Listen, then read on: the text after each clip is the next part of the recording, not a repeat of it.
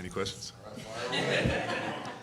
Aaron, given how much you've improved on your three-point shooting over a calendar year, how rewarding was it to get that shot, and just for this team, how you guys have stayed connected? You wouldn't let this one get away when it was all set up to say, hey, maybe we win game 2 because we're all tired from game 7. Just take me through your 3, what it means, and the way this team refused to let this game get away from you. Well, I've worked on my jumper a lot, you know, throughout the years. You guys have seen maturation of it, so it's nice to have it all culminate in a game winner. But it really comes down to my teammates like Russ making a great play and finding me in transition and in rhythm, you know, on time, on target. So it helps when you have a Hall of Fame passer passing to you. But, you know, we just didn't want to miss the moment. We didn't want to miss the opportunity. You know, we knew if we waited, it may be too late. So I'm glad we showed our, mettle, but our grit, but we're not satisfied. How loud did you guys cheer when he made that shot? We cheered like a lot. I bet. He was popping his jersey. Aaron, Coach Adelman called you the soul of this team. What does that mean to you? I think we have a really soulful group. You know, I think a lot of guys out there just, you know, are leaders. You know, we have a lot of leaders, and we guys have really high character guys and guys that want to win, and guys that play for the right reasons. So when you bring everybody together that has that same mindset and has that same soulful approach to the game, you get something special. Aaron, Coach Adelman keeps mentioning that he thinks you guys are an honest locker room, but also that you've become one over the course of the year. Do you agree with that? An honest locker room? Honest with each other, having tough conversations with each other, and he said it allows him to just kind of focus on coaching and schematics. Absolutely, absolutely. We hold each other accountable, and we have high IQ guys on this team and high character guys on this team. So when we're speaking to each other, it comes from a place of experience, knowledge, wisdom, and compassion. And yeah, it just allows DA to just focus on the X's and O's and some of the pep. Is it something you guys have gotten better at in the last month? Yeah, I mean, we've been able to communicate, but, you know, we don't got no punks on this team.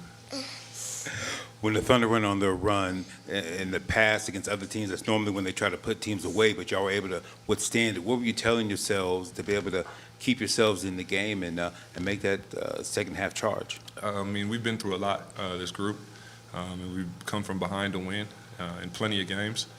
It's not necessarily what we try and do or what we want to do, but we know that we've been in that position before and we can do it. So we saw the time, we saw the score, and we know what we were trying to accomplish, and we got it done tonight. Russ kind of touched on that, and so did CB, about, you know, this team being there before. Russ talking about, you know, you guys won the championship obviously before he got here, but these moments not being too big. Can you sense that you know, that's an advantage you have against, you know, a younger team in this case? Yeah, I mean, we know what it takes. We know what it takes to get there, to get to that mountaintop, to get over the hump. And on the contrary, we know if we're not giving what it takes, you know, if we're not doing what we need to be, if we're not holding ourselves to the standard of championship level. 3 more kids, go ahead. Christian was saying, like, you, oh, I'm sorry. You're good. Go ahead. Christian was saying how you pretty much live in the gym. I mean, you have one, right? Yeah. How often do you shoot at your gym versus like the Nuggets gym and all that, and practice yourself? Pretty much every day. Along those lines, after all the work you've done at home and in the gym, wherever, when that shot leaves your hand, do you know it's in? And how would that compare to, say, a year ago when you tried to take that shot?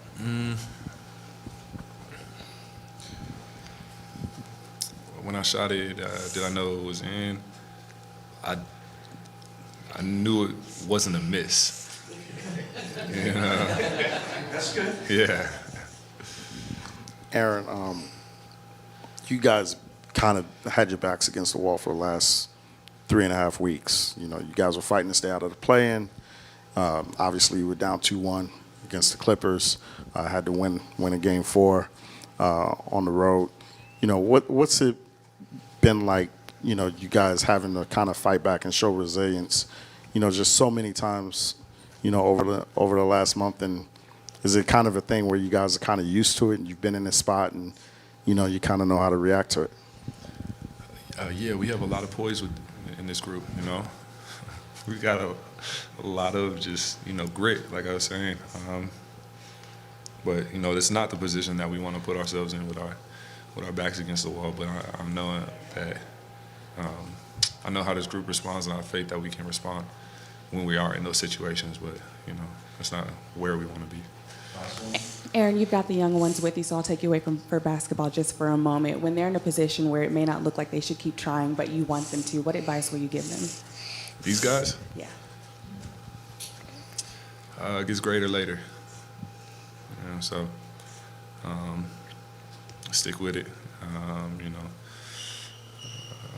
be a demonstration of resiliency. Thank you, Aaron. Thank you, buddy. Thanks, guys. Good job. You guys were so patient. Good job. That's it. That's it. You guys ready? You want to say go Nuggets? You want to say go Nuggets? All right. Yeah, that's what I'm saying. That's what I'm talking about. All right, come on, let's go, guys. You guys were so patient.